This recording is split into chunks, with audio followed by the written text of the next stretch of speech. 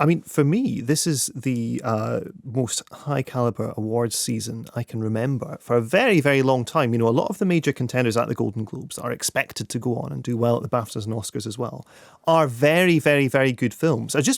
When we were talking about, when I was listening to that interview of Lion there, it's interesting that Dev Patel is up for Best Supporting Actor at the Globes because he kind of plays the main character in the film, right? Yeah, 100%. So that to me sounds a bit like one of these slightly weird category decisions that the Globes are infamous for. Of course, they have this split between drama and musical or comedy as well. Last year, of course, The Martian was, or was that the year before? I can't remember. The Martian fell under the category of musical or comedy, that well-known rib-tickling song and dance favourite, The Martian. But this is something, what I actually like about the Globes is that if you don't read that category split as a strict everything has to be musical or comedy, it can actually broaden the Oscar field, the awards season field rather, very nicely, because there is a tendency, I think, when you're voting for film awards, to choose very weighty, significant, moving films. And there's nothing wrong with that. But it does mean the season gets very heavyweight.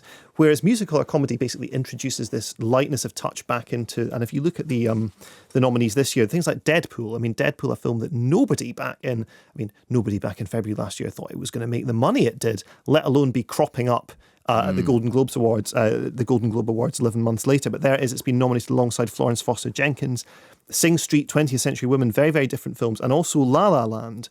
La La Land is, it's out next week. Mark will be reviewing it on next week's show. It is just, I think, a completely adorable and wonderful film. I think it will probably win Best Picture at the Oscars.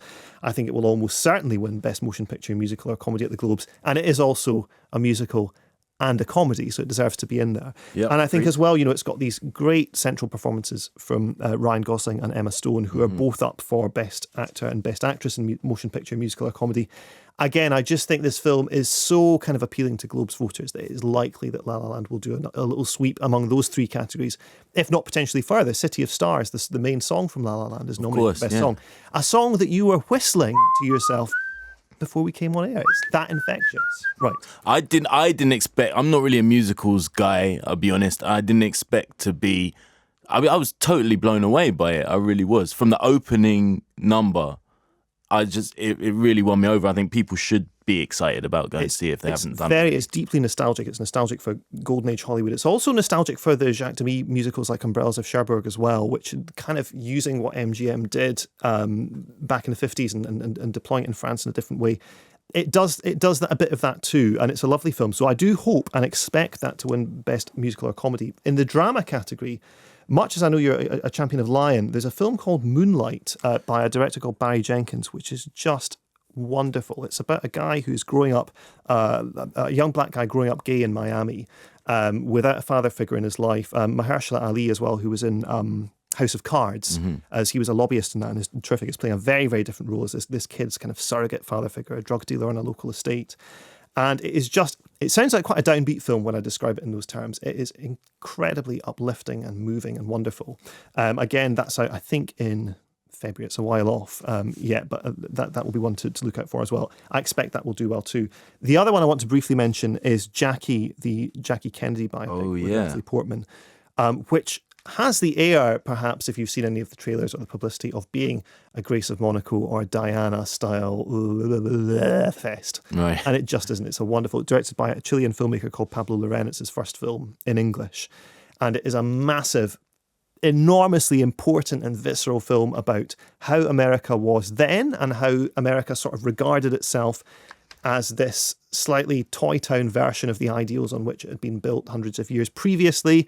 And watching it with a Trump presidency waiting in the wings brings it into much sharper focus, and it is just an incredible film and built around this amazing, like, skin inhabiting performance by Natalie Portman, where she just gets the voice right, she gets the posture right, but she also says a lot about big things. I don't want to give it away. I don't want to do Mark's job for him. He'll be covering this in 2 weeks' time.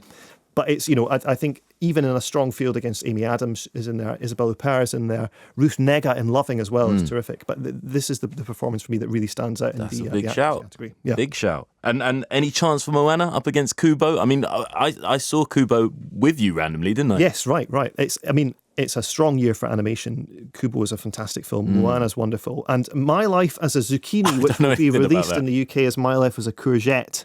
That's a translation thing. I'm glad. Yeah, absolutely. That's also a great film as well. I think it will be Zootopia, aka Zootropolis, as it was released in here, because I just think the Moana is very classic Disney, although it's obviously progressing the formula very interestingly. But Zootopia felt like something fresh and new, and I think that will probably really resonate with judges.